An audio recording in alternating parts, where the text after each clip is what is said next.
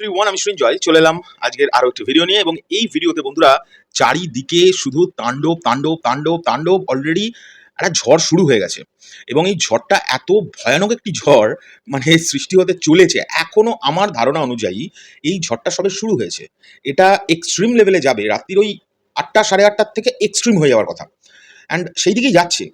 প্রতিটা public reaction আমি video ওই ইউটিউবে এবং ফেসবুকে আমি দেখছিলাম। আমি সেখান থেকে অনেক অনেক অনেক রকমের রিভিউ শুনতে পেলাম। দু একজন তো দেখলাম বোকার মতো সিনেমার ভেতরে দু একটা জিনিস বলে ফেলেছে, বাট ঠিক আছে, সেটা বিশাল কিছু একটা এফেক্ট পড়বে না। যেভাবে গল্পটাকে প্রেজেন্ট করা হয়েছে শুনেছি যা যা শুনেছি সেখান থেকে বলছি। এবং আমি যে বিষয়টাই সবচেয়ে সারপ্রাইজড হয়েছি, দেখো, এই সিনেমা রিলিজের আগে ক্যামিও ক্যারেক্টার নিয়ে প্রচুর আলোচনা হয়েছে, স্পেশালি আফরান নিশোজির ক্যারেক্টারটাকে নিয়ে প্রচুর আলোচনা হয়েছে। কিন্তু যে ক্যারেক্টারটা পাবলিককে আফরান নিশোর পরে বলো বা আফরান নিশো বাদ দিয়ে বলো সারপ্রাইজ করতে পেরেছে যে ক্যামিও ক্যারেক্টারটা, সেটা কিন্তু আমাদের সিয়াম আহমেদ।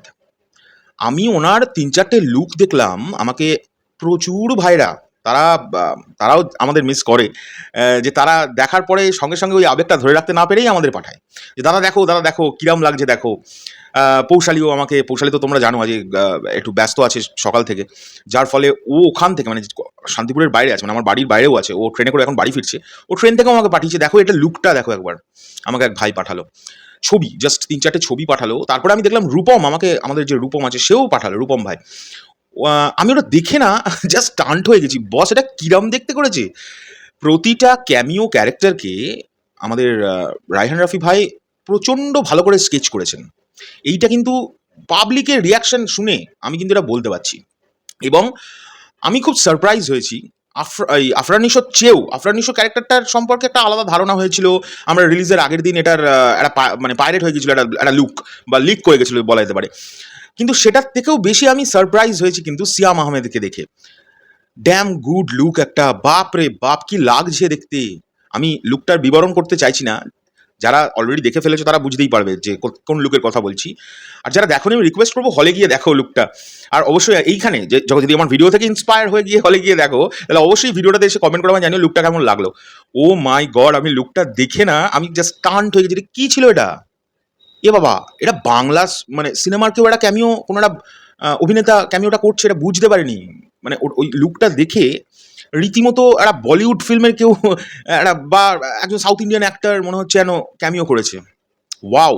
সিয়ামজির আমি জঙ্গলি দেখলাম কদিন আগে, এই দুদিন না একদিন আগে। অসাধারণ একটি ছবি, এবং সেখানে অভিনেতা সিয়ামকে খুব বড় করে পেয়েছিলাম। আমার মনে হয় তাণ্ডবেও তিনি কিন্তু দুর্দান্ত একটা ছাপ ফেলে যেতে পেরেছে। এবং কিছুক্ষণ আগে আমি প্রেস মিট দেখলাম তাণ্ডব টিমের, একটা দুর্দান্ত প্রেস মিট হলো। তারাও খুব কনফিডেন্ট এখন এই সিনেমাটাকে নিয়ে, বিকজ তারা সকাল ঠিক বলবো না, দুপুর থেকে তারা পজিটিভ রিয়াকশন পাচ্ছে পাবলিকে, তারাও দেখছে, ফলো আপ করছে। আমি দেখলাম সাবিলা নূরজি, রায়হান রফি, আরও যারা যারা আছেন তারা সকলেই প্রেস মিটটাতে ছিলেন।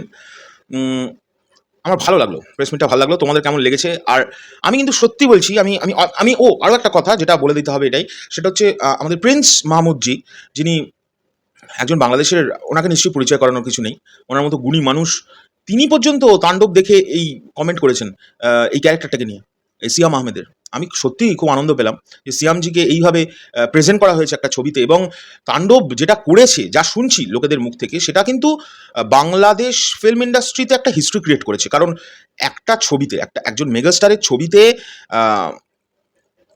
মানে এক গুচ্ছ শক্তিশালী অভিনেতাকে কাস্ট করা, এবং তার সঙ্গে দুজন স্টারকে কাস্ট করা একটা ক্যামিও ক্যারেক্টারে, এবং সেটা মেগাস্টারের অবশ্যই পারমিশন ছাড়া তো আর অসম্ভব বিষয়।